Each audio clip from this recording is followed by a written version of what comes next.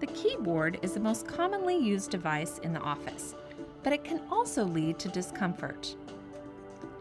Luckily, there are many alternative keyboards available, such as the curved keyboard with palm support, the split height and tilt adjustable keyboards, slanted keys, concave keyboard, and miniature keyboard that minimizes your reach for the mouse. Now, let's move on to input devices. When using a standard mouse, it's important not to rest your wrist on the desktop or keyboard tray mouse surface.